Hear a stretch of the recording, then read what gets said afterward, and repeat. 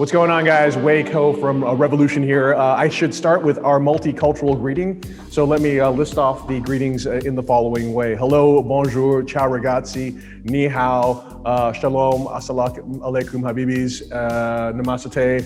Am I missing any? David, am I missing any greetings? Grüezi. Yeah, okay, good. Oh, how do you say hello in Russian? Da. Does that sound right? I don't know. I'm sorry. For our Russian readers, my apologies. I will incorporate that next time, as I know you are a very important watch market. All right, so I have one of my favorite guys here. And actually, I have to say, this is every time I speak to David, who is the heritage director of IWC, I learn something new. So the last time I was speaking to David, we were talking about Il Destriero Scarfuccia, right? Because this was a watch that IWC created that had basically every known complication at the time, right? And it had very famously a tourbillon. And the thing I learned was, from what I understand, it was that cage was the very first tourbillon cage that was made in titanium, right? David, am I correct? You are absolutely correct, and another interesting story, because this is I learned from the former watch or let's say the watchmaking school director, that it was really a project with the students, and this makes it very it was a big thing back then, because the students they wanted to learn more about the tourbillon, and so they approached the teacher, and some other maybe now famous persons in the world of watchmaking were the teachers back then, and so this was a joint project. And in the end of the day, based on a 1920 flying tourbillon construction, they made this tourbillon happen. So it's really kind of let's say a young innovative tourbillon. Yes. This makes it so interesting. And this has to be the most elevated execution of anything ever built on a Valjoux 7750 Bosch, right? I mean, it's insane. And I love that at every complication that was featured in this watch is a demonstration, of course, of IWC's spirit of innovation, right? So the split-second chronograph, which was developed by Richard Habring at the time, who was working for a teacher. Right, this is he was teacher, and yeah. and I think if I remember correct, he was hired to be really the specialist for things like that, to train the next generation of watchmakers. And by the way, these watchmakers are now working for IWC. So yeah, it was a kind of strategic, but maybe also a kind of coincidence that then the tourbillon was born there in the watchmaking school. That's really cool, and I also love it because it was first the first kind of I would say semi-industrial approach to the split-second chronograph, but it was also the first time the split-second chronographs became actually really reliable and usable, because those things break so easily otherwise, right? But this one was basically bomb-proof, which I think is really the spirit of IWC. If we're going to make it, then people can use it, and they can use it as much as they want. Then on top of that, you have the other signature complication, which is the Perpetual calendar. Everything controlled through the crown, so synchronized, and created by, of course, the other great man from IWC, Mr. Kurt Klaus himself. He's like the, and I say this in the best way, like a Jedi master, like the Yoda of watchmaking. He's such an amazing and modern guy too. Like, he's so savvy with social media and so on. And I have to say that the ad that you guys did with him looking at an Apple Watch, right, was one of the best things I saw all of last year. It was hilarious. Yeah, and I can tell you what, I mean, he would know how to update a computer, because, and this is so fascinating, still, I mean, he was born 1934, 1934 exactly. And now he's over 80, and still, for example, he does trainings with our staff. We did something when he was, celebrating 57 years working for IWC in January. It was like you said, I mean, it's always when he starts to tell, and the people are listening to him, and he's absolutely great. And like you said, I mean, the advertising was really great. Amazing. And so let's go from your spirit of complications to your incredible history with watches for the sky, your pilot's watches. So I hear we have an incredible launch this year, an all-new version of the Big Pilot, or maybe I should say a slightly less big Pilot. But David, why don't you take it away, sir? Yeah, I mean, Or what was for me a question was kind of, does size matters? And if you talk about the big pilot watch, of course it has to be big, because when we maybe look back, to the model or inspiration, which was in 2002, exactly, this was the inspiration for the 2002 big pilot, like we know, and which became an icon over the last 20 years. And maybe we can later a little bit go deeper into what has happened, because I think it was also a kind of revolution in around 2000 to launch this watch. But anyway, I mean, so if we talk about the size, and at the beginning I was, asking myself the same question till that point when I really had in my hand these two watches. So what was interesting for me to learn really physically, touch and feel the both big pilots, the 46 that is still on the current collection, but also 43, that it's all about proportion. And yeah, perfect. I mean, if you have it on your wrist, it seems like it's really, really downsized, but keeping all the proportion, keeping all, for example, the crown. So it doesn't, it's not a matter of size. I would call it the core design. This is what has been kept, and this is, I think, brilliant for all that people that maybe say, the 46 one from 2002 or of the current collection is a little bit too big. So I was really, really happy that the design team with Christian Knoop, that they make this great job, to keep really, let's say, the core of the big pilot. So it is a big pilot, and and the customer will decide if it should be 46, 43, or maybe in the second-hand market, the 48 from the big pilot in ceramic that you showed me before. Absolutely. I think what's so cool about this is that, IWC is lucky enough to have some icons as its designs. And certainly one of them is the Biuren, or Big Pilot, as it's called. So let's look at the various different versions that have happened over history. Now, maybe we can start actually with the very first Biuren watch from the 1940s, right? Mm-hmm. So here we have this watch. And of course, we'll put it up on screen with a better close-up shot. And tell us a little bit what the function of this watch was and why it was designed to look in this way, David. Mm-hmm. So, the most important thing is now we know why it's called Big Pilot Watch, because we have this 55 millimeters diameter, and it's very pure, puristic design. And the reason for that, it was for the navigator to really have a chronograph-like or watch to determine the position when he was flying. So, and to be honest, I mean, these watches were not that kind of famous back then in the 1940s, because it was really utilitarian design. It was made for the purpose, for the navigators. And so it kind of, or let's say, if there were not have been some collectors collecting these timepieces, we might we might have forgotten what has happened back then. But so some of spare parts always were at IWC. And what was interesting from a watchmaking perspective, that the famous caliber 52, which is inside, that from, I would say, a lot of pocket watches that are on the market. So the story started in the 1890s until the 1940s. IWC made this really reliable pocket watch movement, but for the first time for this watch and for other B watches, we had a center second.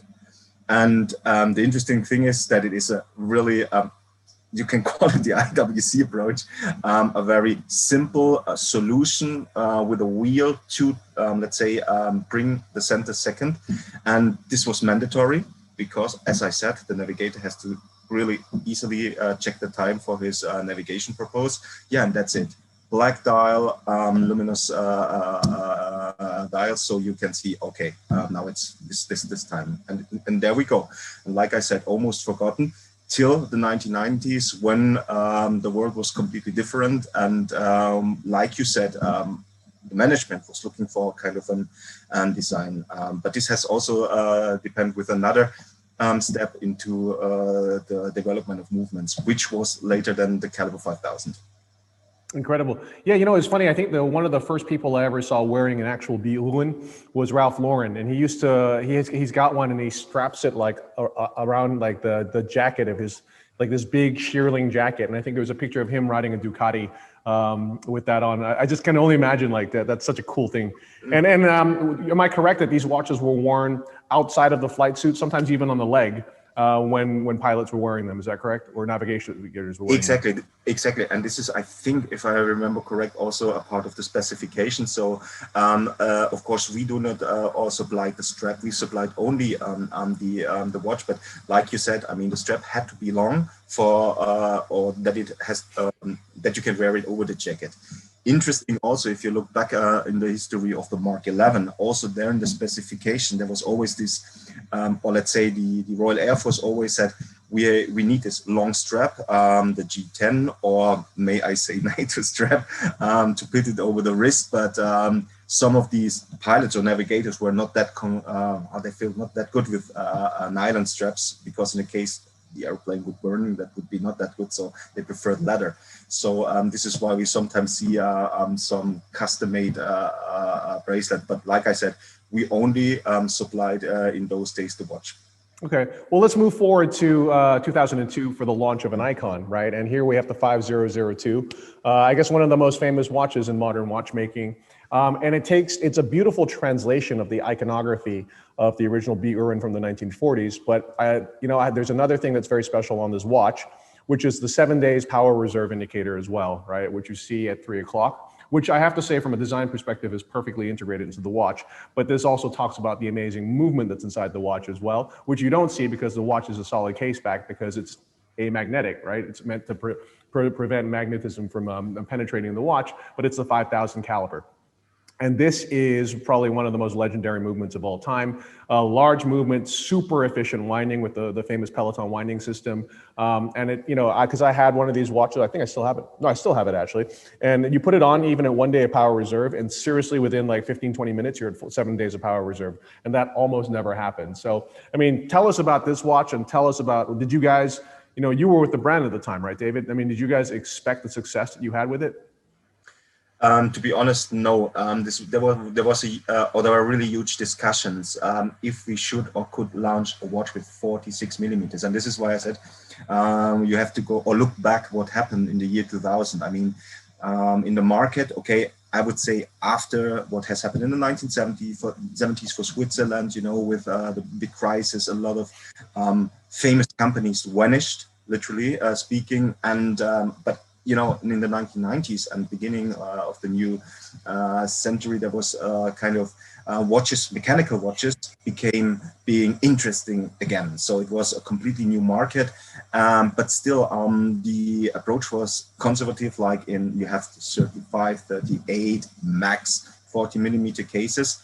And for IWC, and this is why I'm very, very happy that you mentioned the caliber 5000. The former CEO back in those days, Günther Blümlein, he had from the beginning this kind of vision to say, okay, where we want to be in 10 years, 15 years. And so even in the 1980s, he started to think about bringing back the IWC movements. Wow. And it's interesting to see that the journey started in the 1980s. For example, if you look at the auction market, you sometimes see these high complicated pocket watches where you can say, what, is this the 1980s? How?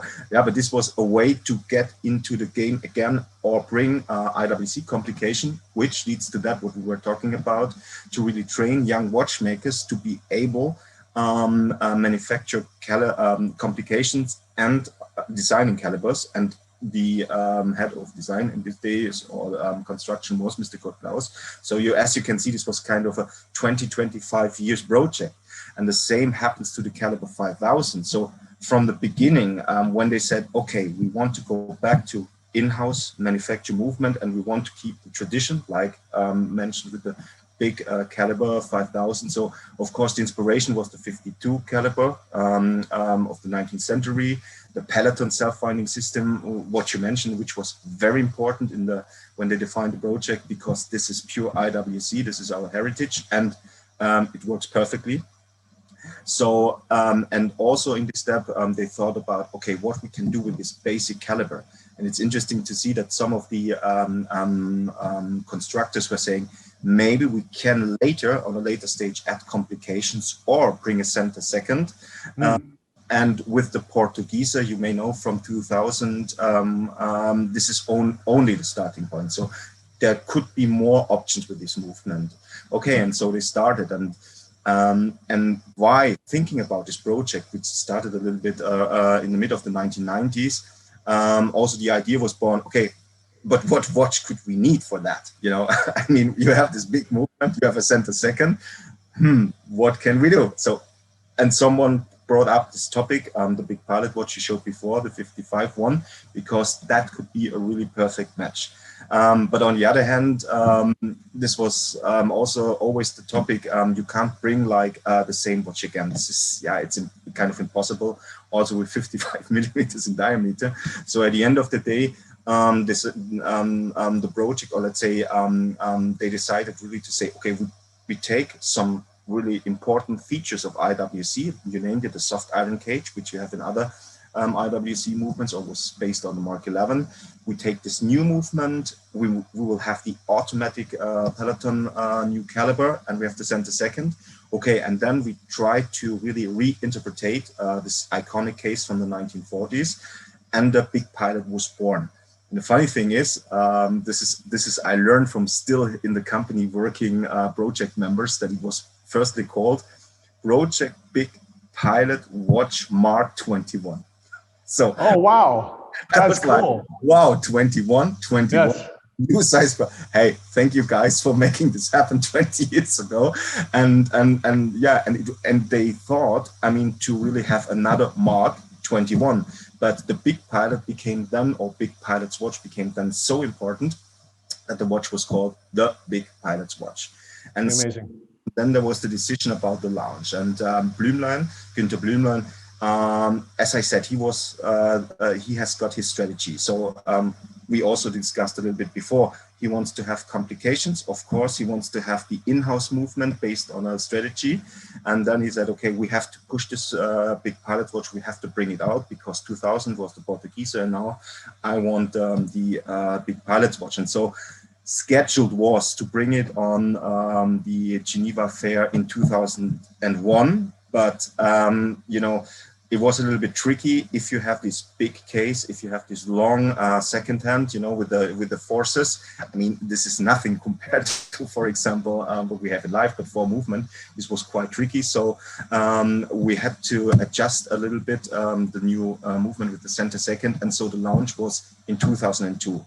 And this was a kind of really sad for us, because Günther Blümlein, he passed away in October 2001. And so he couldn't see then the success, or let's say the reaction of the big pilot he showed us, because there were a lot of discussions. So, and this is why during the whole project, which took like 5 to 6 years, always the discussion, yeah, should we do it or not? Because some people might say, how can you dare? It's impossible to wear a watch like this.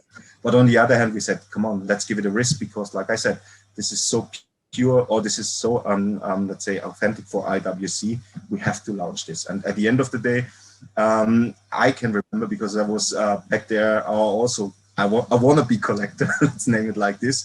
The big pilot was, if you had a big pilot, the 5002, you were something special. This was Totally. A kind of expression, a statement, and it took some time till the big pilot was kind of accepted.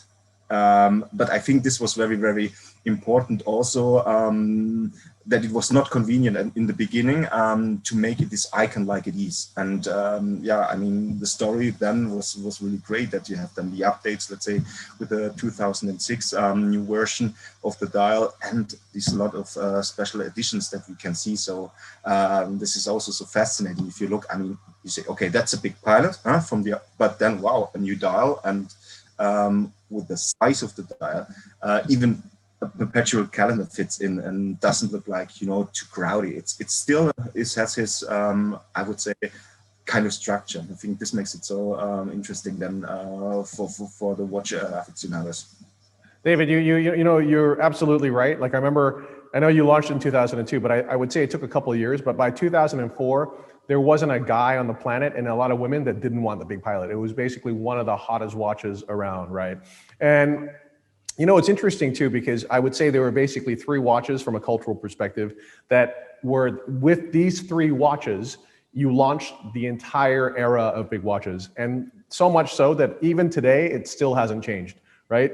And so the three watches for me, and I think I'll say them in chronological order. The first one was probably the Royal Oak Offshore from Audemars Piguet, right? The second one was Panerai with the Luminor Marina. And then the third one was the Big Pilot. And because of these three watches, it changed history forever, right? No, seriously. And I remember that was like the holy trinity. If you had all three of these watches, you could feel like you were really accomplished as a man, you know? So, okay, then watch sizes continued to increase. And we even went to a 48 mm case in black ceramic as well, which is a material that you guys pioneered as well. But let's talk today about the new watch, which you've just launched, which is the Big Pilot in 43 mm. And I'm going to show both versions of it. So I've got the blue dial version with the integrated bracelet here, which I was wearing on my wrist, and I have to say it's very comfortable. And then we also have a lovely black dial version with the buffalo strap as well. And incidentally, there's a quick release system for the strap, so you can switch them around. No more 7-day power reserve. Well, I believe the power reserve of this caliber is 60 hours. I'm sorry, 60 days would be amazing. But it's got the Peloton winding system. And then there's also no date, which is kind of like, it's funny. It's like, I think it's a trend now. Everyone wants a watch with no date. But, you know, it's cool. Like, I have to say, you know, it's funny because I remember several years ago, I went to Chris Granger and I was like, hey, Chris, I have a wacky idea. Do you think we could collaborate on a special watch? And he's like, what do you want, Wei? And I was like, I want a small Big Pilot. And he said, I'm sorry, we can't collaborate on that because we're working on something already. And then he just left. But I have to say, the watch in the flesh is great. So tell us about this, man. Like, have you worn it at all? How do you feel about the watch?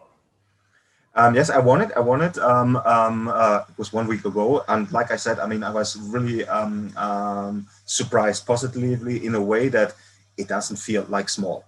Because if you talk about, if you say only 46 millimeters or 43, I think that's not okay, because it's like I said, it's a little bit smaller and it fits for smaller wrists. And a very important point you mentioned, I mean, the caliber. So what is inside, it's the new 82 automatic movement. So you also can say the strategy that started in the 1980s to, let's say, restructure the whole portfolio of movements of IWC. Here we see one result of that. So in the long term, we made this happen. And okay, we skipped the power reserve with this movement, but here was also the idea, you know, to bring a little bit back this puristic design of the original Big Pilot. And what is really a revolution, and this is what we have to mention, and thank you that you have the blue one with the stainless steel bracelet.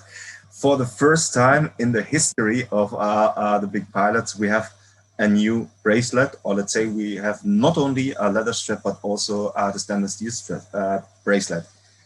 And this was, for example, also what I noticed since I started working for IWC 2007, that some of the clients said, well, Big Pilots is, wow, cool watch. But I mean, what is about the bracelet? Could it be possible, you know, to add another material? Because when you, for example, you are now in Singapore, you know, and you have a humid climate, you know, and with 30 degrees outside, maybe with a leather strap, it doesn't feel so comfortable. So to take really or understand also the needs of our clients, why not, let's say, do something new and bring bring a stainless steel bracelet, or at least give the customer the possibility to change. And this is also quite interesting with the quick change system, that you can decide, hey, maybe I feel like from the outfit perspective, I need this leather strap because, yeah, with the shoes and everything, or you say, okay, stainless steel today, it's more convenient, and you can easily decide what you want. And I think giving this flexibility to the customer, this was, or let's say, one reaction that we became, and we wanted to make it happen now with the new launch. I have to say, David, this is a brilliant bracelet because, well, I put it on, I think it looks great. It's really comfortable. But I just realized that, so you've got, these two buttons on the side are the release for the bracelet, but you've got the central button that says IWC on it. So what does this do? Well, you press it and you can slide the bracelet in and out. So you've got this fine adjustment system, which is brilliant, right? So you've got a completely intuitive quick release system. You've got a completely intuitive, like fine adjustment system. It's like, again, I love it when IWC does something because it's like you actually thought it through and made it as easy as possible to use. Yeah, and we have also this reputation of our bracelets because even now we also have to go back to the 1980s when we started, with ceramic watches, and then also started to make stainless steel cases and bracelets. We became very famous for them, and with the pilot's watches, for example, it started in 1992, and so I think it was now the best time, to make or add a new chapter in the history of stainless steel bracelets. And yeah, if you like it, wow, then that's good. Oh, really? Bravo. Very well done. So let's go from there to the rest of the Big Pilot family for this year, or for this launch, because I know you'll probably be launching many things. So we have also, as you mentioned, a complicated version of that. We have in a steel case with a blue dial, the Big Pilot Perpetual calendar. Now, this has always been one of my favorite watches. First of all, it's got three of the most important iconic creations of IWC. It's got the Big Pilot design. It's got the 5,000 caliber. This particular one is great because there's a see-through case back, so you can actually see the movement, which is amazing. And then you've got the synchronized perpetual calendar by Kurt Klaus. But I also love it because it's got this very unique dual hemisphere moon phase indicator as well, right?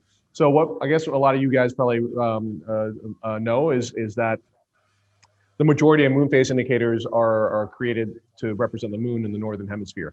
But for people who live in the southern hemisphere, for example, Australia, it appears in completely the opposite way. So what's great about it is that you've taken away any doubt. You've given everyone both hemispheres at the same indication. But tell us a little bit about this watch and why. Well, you were probably there also when the whole concept of putting the perpetual calendar in the Big Pilot case was born. Yes, I mean, interesting that when the first, I would say, merger between this iconic perpetual calendar, you named it, by Kurt Klaus, was introduced into the Big Pilots family. It was not that, it was very sneaky. I would call it like that because it was with special editions, limited editions.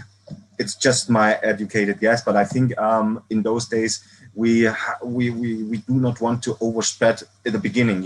Big Pilot. If you look at the 5002, there were only two variations. You have a platinum one and a stainless steel one. You have a black dial or a deep blue dial. So I think this was then with the introduction of the perpetual calendar. I guess it was 2007 or something.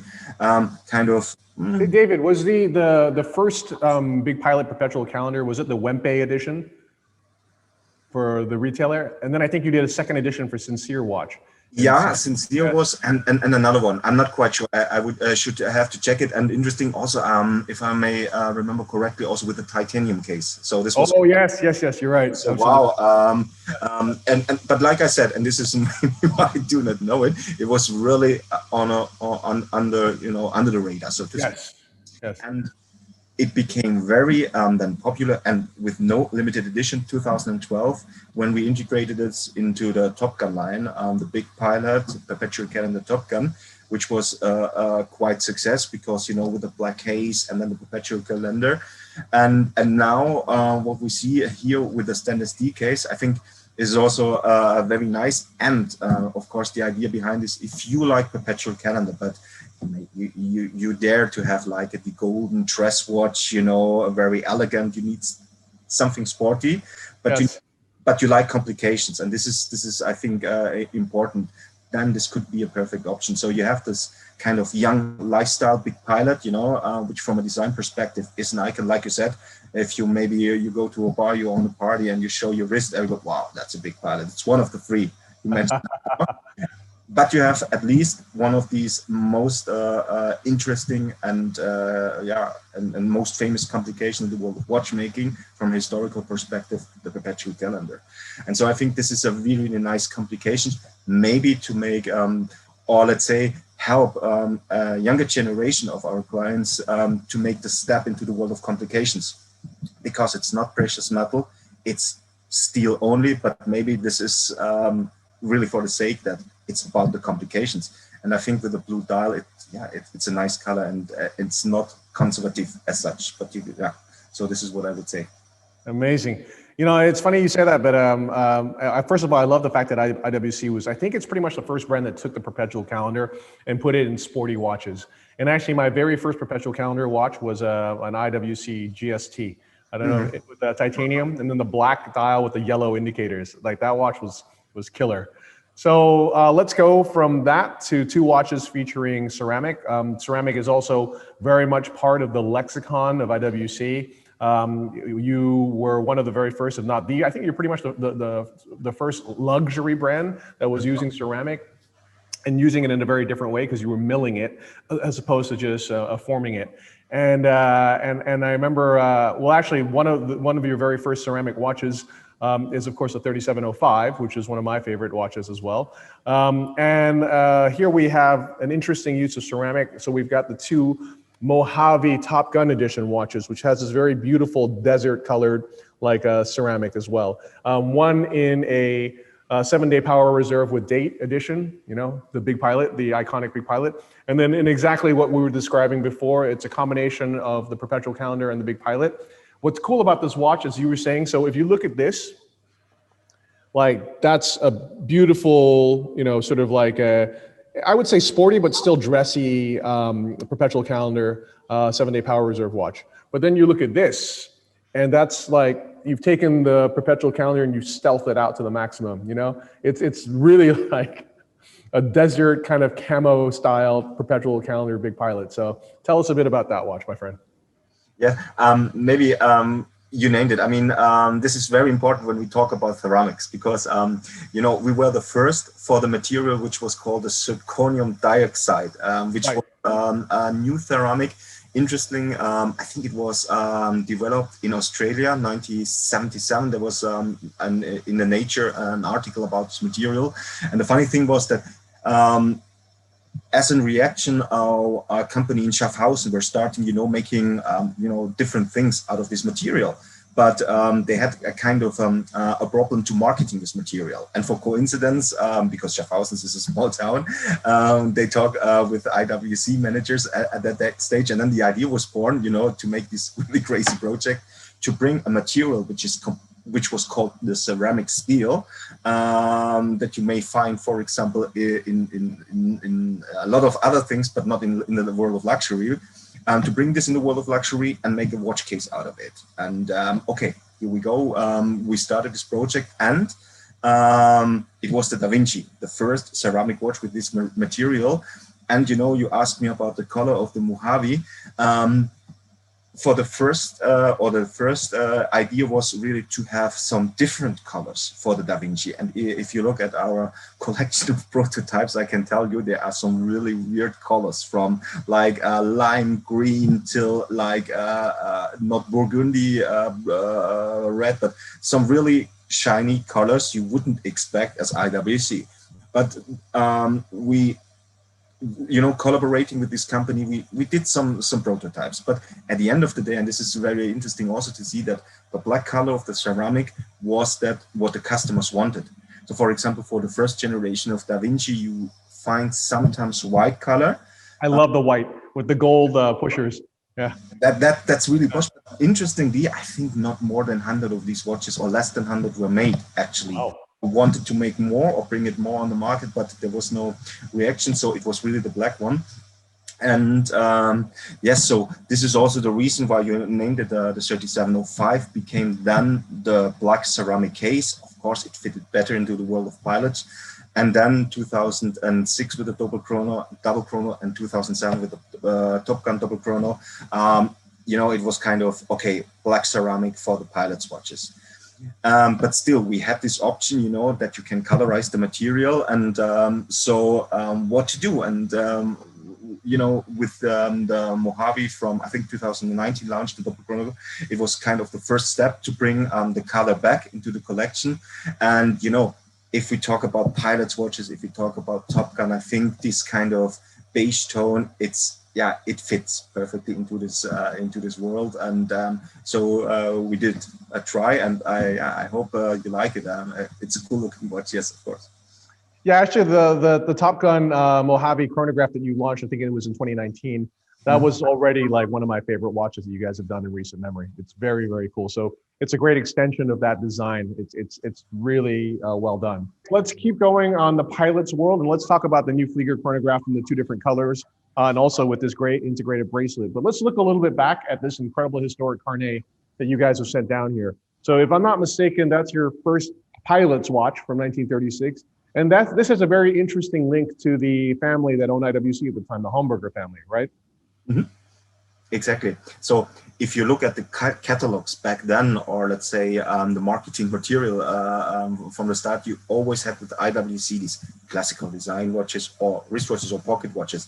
And then 36, like you said, the special watch for pilots is in there. And this is kind of, oops, a sportive tool watch in the catalog with only these, let's say, classical designed watches. So this was kind of a revolution. And you say it has or what we believe a lot to do when one of the sons, the later CEO of the Homburger family, came back from his studies in London, and what we know was starting making his pilot license in London, and he also made this then in Switzerland, and it was exactly this year. So this is why we believe that they or the sons had or asked their father to make this pilot's watch.